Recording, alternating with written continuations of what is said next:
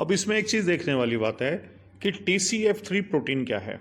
Actual में ये inhibitory protein है और ये सियामोसिस और ट्विंस ट्रांसक्रिप्शन को इनिबिट करती है।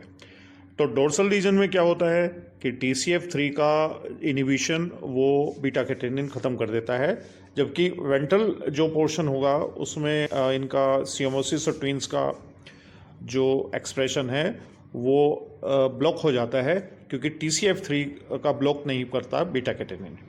ठीक है, तो अब इसलिए क्या होगा, डोर्सल रीजन में डोर्सल स्ट्रक्चर बनेंगे और वेंट्रल रीजन के अंदर फिर वेंट्रल वो बनेंगे। यदि बीटा कैटेनिन इसके साथ बाइंड हो जाए TCF3 के साथ, अब सोचिए क्या होगा।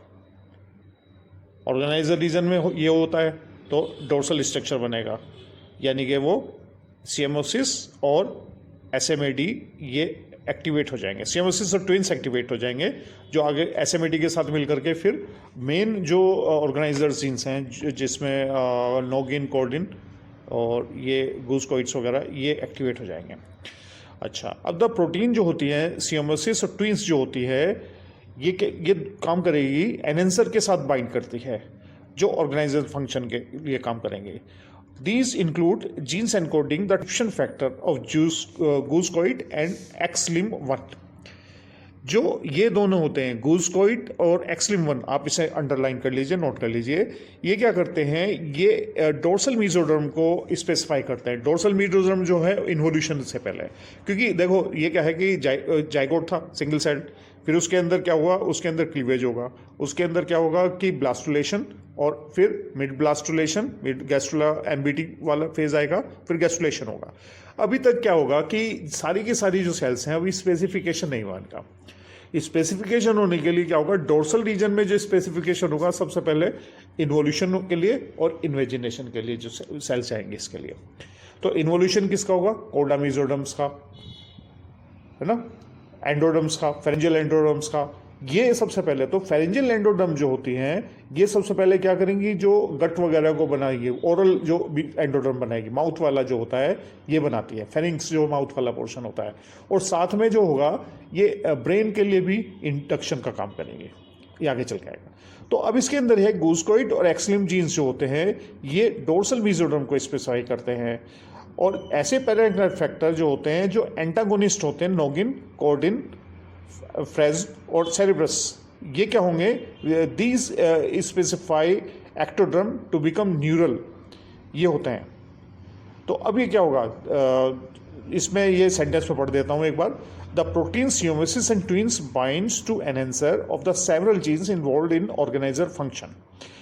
These includes genes encoding the transcription factor glucoids and X-LIM, which both are glucoids and X-LIM are critical in specifying the dorsal mesoderm.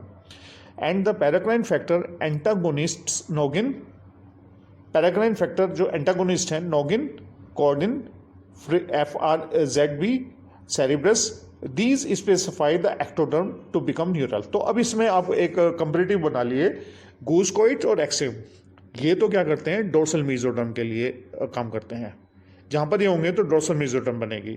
और जो इसके जो पैराक्राइन फैक्टर एंटागोनिस्ट जो होते हैं जैसे नोगिन, कॉर्डिन, फ्रिज, सेरिब्रस, ये क्या करते हैं, ये एक्टोडर्म को न्यूरल पोर्शन बनाने में काम करेगा, क्योंकि नर्वस सिस्टम भी एक्टोडर्मल है, लेकिन एक्टोडर्म को नर्वस सिस्टम बनाने का काम ये नोगिन, कॉर्डिन ये करते हैं। अच्छा, ये तो है जो डोर्सल सेल्स होती हैं। जो वेजिटल सेल्स होगी उसके अंदर सियामोसिस और ट्विंस ये होगा। तो अब ये दोनों के दोनों फैक्टर क्या करेंगे, appear to combine with the vegetal transcription factor to help activate endodermal genes. तो ये क्या करते हैं, देखो अब ये दो बात आ रही है, सियामोसिस और ट्विंस की जो बात आती है वो डोर्सल रीजन में तो डोर्सल मीजोडर्म को करेंगे, और वेंट्रल रीजन में क्या करेंगे, ये एंडोडर्मल जीन्स को एक्टिवेट करेंगे। दस one could expect that if the dorsal side of the embryo contained beta catenin, this beta catenin would allow the region to express twin and siamosis, which in turn would initiate the formation of organizer। ये होता है इसमें, clear. अब आता है vegetal nodal related signals वाले, ठीक है, पहले तो आप इसे देखिए।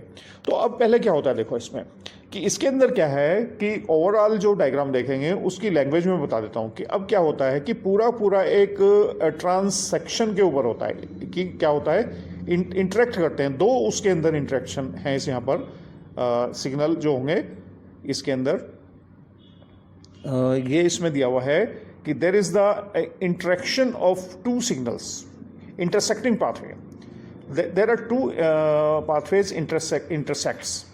फर्स्ट पाथवे ये है, आप इसे नोट कीजिए, वेंट बीटा केटेनिन पाथवे, और जो दूसरा पाथवे होता है ये है वेजिटल पाथवे। तो वेंट बीटा केटेनिन पाथवे जो होता है ये एक्टिवेट करता है जीन्स जो होते हैं जिसमें सीएमओसिस और ट्विंस ट्रांसक्रिप्शन फैक्टर क्या होंगे, यानी कि ये कहाँ होगा, वेंट और beta catenin pathway, it is in dorsal region. और जो वेजिटल पाथवे होगा that activate the expression of nodal related paracrine factors, और ये क्या करते हैं, which in turn activates SMAD2 transcription factor in the mesodermal cells above them. The high level of SMAD2 and CMOSIS twin transcription factor protein work within the dorsal mesodermal cells and activate genes that gives their cells an organizer property. तो organizer property actual में कौन देता है, SMAD2 transcription factor, ये mesodermal है, organiser is made of mesodermal cells, right. तो ये property जो प्रोवाइड करता है ये इससे प्रोवाइड करता है। तो अब ये डायग्राम देखे इसमें, तो इसके अंदर ये 11.1 डायग्राम है। तो इसमें क्या होगा, बीटा कैटेनिन, वेस्टी और इसका स्टेज 8 देखिए। इसमें स्टेज 9 में क्या होगा कि ये जो XNR है इसके एक ग्रेडेशन होता है इधर की तरफ से इधर की तरफ। तो सबसे ज़्यादा होता है ये कहाँ पर, ये डोर्सल रीजन में होता है, ऑर्गेनाइजर रीजन में सबसे ज़्यादा होगा। और फिर इसका ग्रेडियंट जो है वो जैसे जैसे ये वाला वेंट्रल रीजन होगा ये इसमें कम होता चला जाएगा इसके अंदर, ठीक है। तो अब बीटा कैटेनिन और नोडल रिलेटेड हाई है यहाँ पर, तो ऑर्गेनाइजर बनेगा, ठीक है। और यहाँ पर वेस्टी और वेज1 है और नोडल रिलेटेड जो ट्रांसक्रिप्शन है वह लो होगा, तो अब ये मेसोडर्म बच जाएगा इसमें। अब इसका फुटनोट है, vegetal induction of mesoderm, the maternal RNA encoding वेज1 is tethered to the vegetal cortex of the xenopus oocytes. The message along with the maternal veg-T message will be translated at the fertilization. Both proteins appear to be crucial for the ability of the vegetal cells to induce cells above them to become mesoderm. Right? बस ये है इसमें